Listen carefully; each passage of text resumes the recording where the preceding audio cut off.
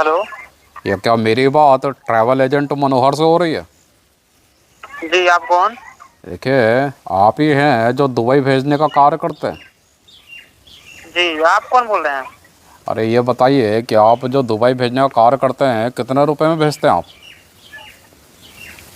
आप तो पहले अपना परिचय दीजिए। अरे कौन परिचय, बोल रहे हैं आप? देखिए परिचय आपको मैं दे देता हूँ, लेकिन पहले ये बताइए कितने रुपए लेते हैं, क्योंकि अगर किसी को जाना हो तो किस तरह से वो फिर तैयारी करेगा। वो कार्य के ऊपर डिपेंड कर रहा है। कम से कम 1,80,000 रुपए कम से कम लगता है मेरे यहाँ। अधिक से अधिक बहुत ज्यादा पैसा लग जाता है, कोई लिमिट नहीं है इसमें।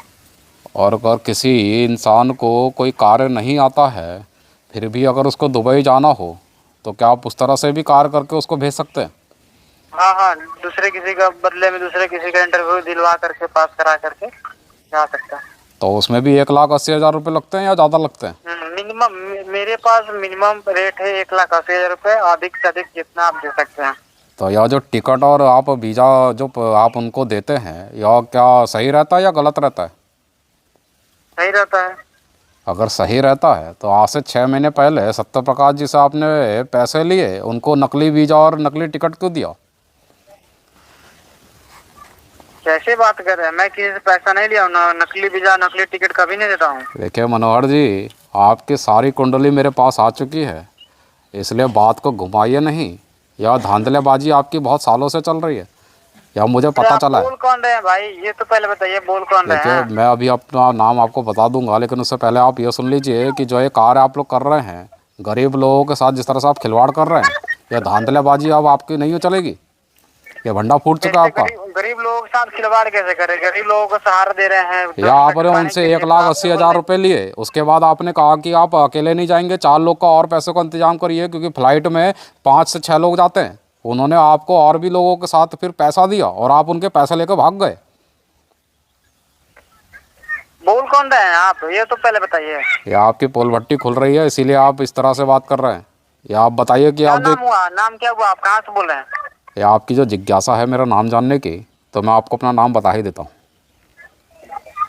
मेरा नाम योगी आदित्यनाथ है।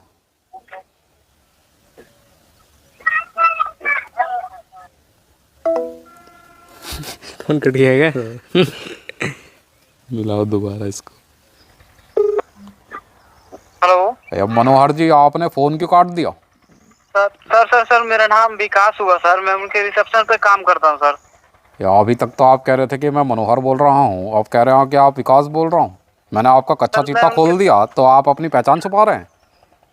सर, मैं उनका काम संभालता हूँ सर। क्या करूँ सर? मैं भी खुद परेशान हूँ। मेरा तो 3 महीने का पेमेंट रुका हुआ है, तो सोचता हूँ ऐसा मेरा काम निकल जाए। देखिए, या आप मुझे घुमाने की कोशिश तो नहीं कर रहे हैं?